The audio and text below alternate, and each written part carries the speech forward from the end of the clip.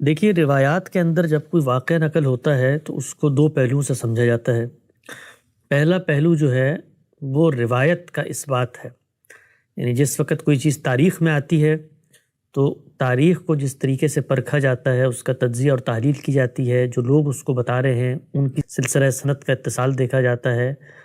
جو مطابقت احوال ہے اس کے مطابق چیزوں کا تجزیہ کیا جاتا ہے، تو ایک پہلو تاریخ کی تحقیق اور اثبات کا ہے۔ اور دوسرا پہلو یہ ہے کہ جس کی نسبت سے تاریخ بیان کی جا رہی ہے، کیا اس کے بارے میں دین اور عقل اس امکان کو مانتے ہیں جو کچھ روایت کے کانٹینٹ میں زیر بحث ہے۔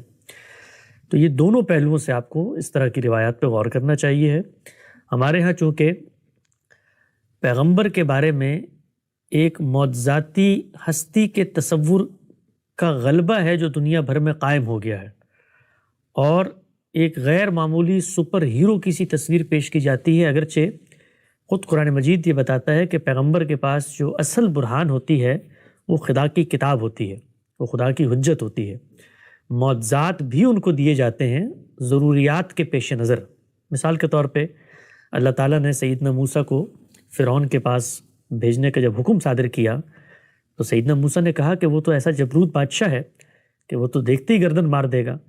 تو اس لیے کچھ معجزات ان کو دیے گئے جو ان کے تحفظ کا بھی باعث بنتے تھے اور ان کی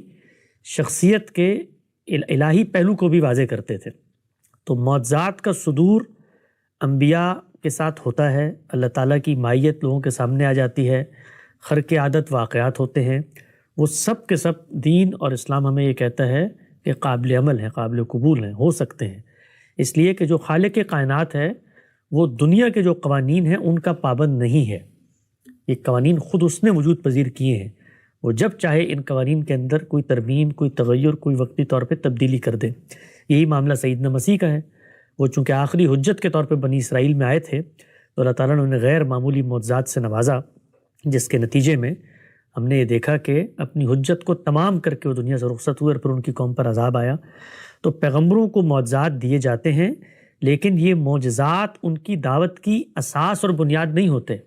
دعوت کی اساس اور بنیاد وہی دلائل ہوتے ہیں جو علم اور عقل پر مبنی ہوتے ہیں، جو انبیاء کی روایت میں کھڑے ہوئے وہ پیش کر رہے ہوتے ہیں، اس لیے کہ وہ پہلے دن کسی حقیقت کو پیش نہیں کرتے، وہ پہلے سے جاری ایک حقیقت کی یاد دہانی کے لیے آتے ہیں۔ تو اس پس منظر میں آپ ان روایات کا جائزہ لیں۔ اس میں سے بہت ساری روایات ہیں جو میرے علم میں ہیں، جو پایہ ثبوت تک پہنچتی ہیں، اور چند ایسی روایات بھی ہیں کہ جن کو زیب داستان کے لیے ذرا بڑھا چڑھا کے پیش کر دیا گیا ہے، اور اس کے نتیجے میں اصل میں ایک نفسیات پیدا ہوتی ہے جس میں اپنے پیغمبر کا تغلب ہے جو باقی دینی روایات کے اوپر قائم کرنا مقصود ہوتا ہے۔ ہمارے ہاں آپ نے ایک بڑا مشہور قصہ سنا ہوگا کہ ہجرت کے موقع پر ساتھ آپ صلی اللہ علیہ وسلم ایک غار میں تشریف لے گئے تھے اپنی جان بچانے کے لیے، اور پھر اس غار کے بارے میں یہ کہا جاتا ہے کہ وہاں پر معجزاتی طور پہ کچھ چیزوں کا صدور ہوا، وہاں پر ایک کبوتر نے انڈے دے دیے، اسی طرح مکڑی نے جالا بنا دیا۔ تو یہ اس طرح کی جو چیزیں ہیں، اگر آپ تاریخ کا جائزہ لیں تو یہ مختلف امتوں میں آپ کو اس طرح کے کانسیپٹس مل جائیں گے۔ مثال کے طور پہ تالمود کے اندر سیدنا داؤد کے بارے میں بالکل یہی واقعہ اسی انداز میں نقل ہے کہ ان کے پیچھے کچھ لوگ گئے اور وہ غار میں چھپے، اور اس کے ساتھ یہ معاملہ ہو گیا کہ وہاں پر کبوتر نے انڈے دے دیے اور مکڑی نے جالا بنا دیا۔ تو اس طرح ہوتا یہ ہے کہ ہم اپنے پیغمبر کی غیر معمولی شخصیت کو دوسرے پیغمبروں کی نسبت ذرا گلوریفائی کرنا چاہتے ہیں، تو کچھ واقعات جو ہیں وہ زیب داستان کے لیے بھی بنا لیے جاتے ہیں، کچھ قصہ کہانی، کچھ واعظین وہ بھی ان کو سامنے لے آتے ہیں۔ تو اس میں غور یہ کرنا چاہیے کہ اگر سند کے معیار پہ کوئی واقعہ پورا اترتا ہے تو اس کو قبول کرنے میں عقلاً کوئی حرج نہیں ہے۔